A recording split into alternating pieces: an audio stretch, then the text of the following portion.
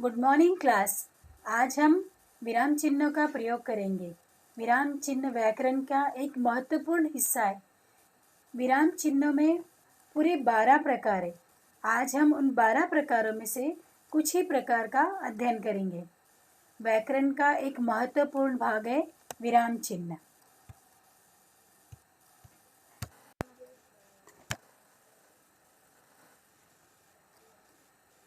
विराम चिन्ह, पहला हमारा चिन्ह है पूर्ण विराम। पूर्ण विराम का अर्थ है वाक्य जब हमारा पूरा हो जाता है तो जो चिन्ह लगाया जाता है उसे हम पूर्ण विराम चिन्ह कहते हैं। पूर्ण विराम वाक्य की समाप्ति पर लगाया जाता है। जैसे आज तेज धूप निकली है, उसके बाद जो चिन्ह लगा है के बाद जो चिन्ह है उसे हम पूर्ण विराम चिन्ह कहते हैं। इसका अर्थ है कि वाक्य पूरा हो गया। कल हम पिकनिक जाएंगे, जाएंगे के बाद फिर विराम चिन्ह लगाए तो इसका अर्थ है कि वाक्य पूरा हो गया।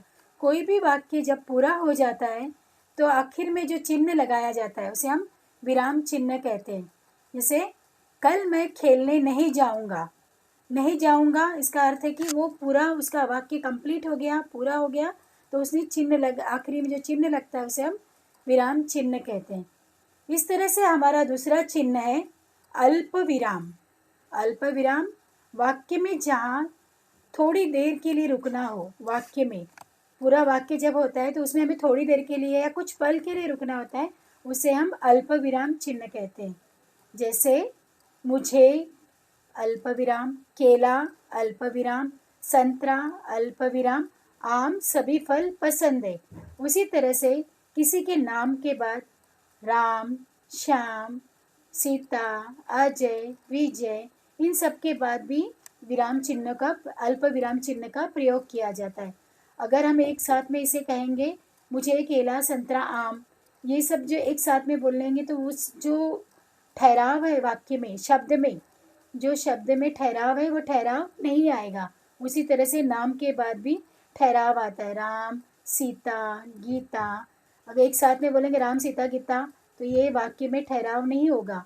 तो उसे हम वाक्य में ना स्मूथ वाक्य जाने के लिए हमें विराम चिन्ह का प्रयोग करना पड़ता है या करना होता ही है, तो ही हमारा वाक्य सही तरीके से जाएगा।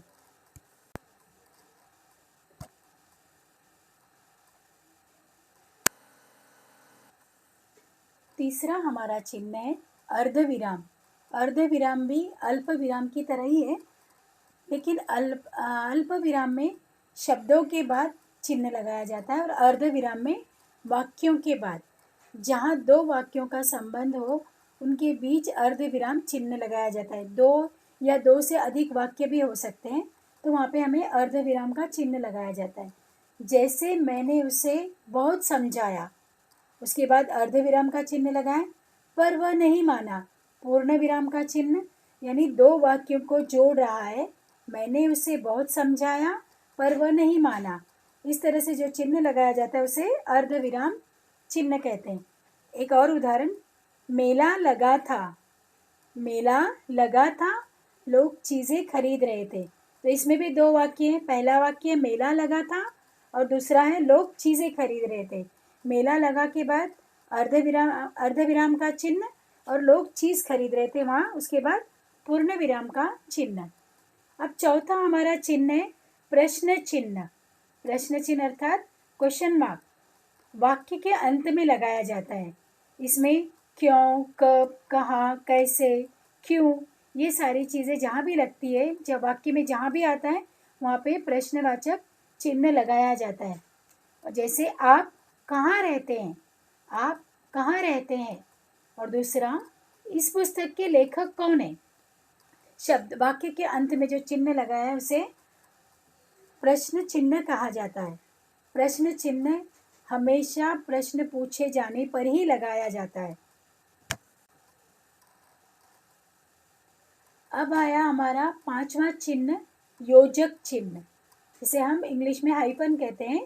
योजक चिन्ह का अर्थ है इस चिन्ह का प्रयोग समानार्थी तथा विपरीतार्थक शब्द युग्मों के बीच द्वंद्व तथा तत्पुरुष समास में होता है। विपरीत अर्थ यानी विलोम शब्द हम लोग कहते हैं ना, समानार्थी विरुद्धार्थी, इसमें लगाया जाता है। जैसे रात दिन, पहले पहले, जैसे जैसे, ऐसे वैसे, ऐसे कई शब्द हैं जिनके बीच में योजक चिन्ह का उपयोग लगाया जाता है। बीच बीच में, अभी तभी, जैसे दो शब्दों के बीच में, दो वाक्यों के इसके बीच में लगाए जाने वाले शब्द को योजक चिन्ह कहा जाता है। इसके बाद हमारा छठा चिन्ह है विस्मय आदि बोधक चिन्ह, जिसे हम एक्सक्लेमेटरी टैग कहते हैं, एक्सक्लेमेटरी चिन्ह कहते हैं। ये जो चिन्ह होता है हर्ष, शोक, विस्मय, घृणा आदि भावों को व्यक्त करने वाले शब्द तथा प्रयासों के बाद इसका प्रयोग किया जाता है। जैसे खुशी बहुत होती है तो हम इस चिन्ह का प्रयोग करते हैं। जैसे ओहो कितनी गर्मी हो रही है, कितनी गर्मी है, ओहो के बाद जो चिन्ह लगा है उसे विस्मय आदि बोधक चिन्ह कहते हैं। दूसरा, उफ, मेरी उंगली कट गई, मतलब दर्द है ना, उफ, तो उसके बाद जो चिन्ह लगा उसे विस्मय आदि बोधक चिन्ह। ऐसे कई उदाहरण हैं। जैसे छी, कितनी गंदगी है, छी के बाद लगा हुआ चिन्ह, छी यानी घृणा दिखाने वाला और शोक दिखाने वाला, खुशी दिखाने वाला, हर चिन्ह के बाद जो लगाया जाता है उसे विस्मय आदि बोधक चिन्ह कहते हैं। इसके आगे का चिन्ह हम लोग आगे की जब हमारा लेक्चर होगा तब पढ़ेंगे। अभी आप लोग ये जो 5 चिन्ह हैं, पांचों चिन्हों के 2-2, 3-3 उदाहरण आप लोग लिख कर पूरा करेंगे।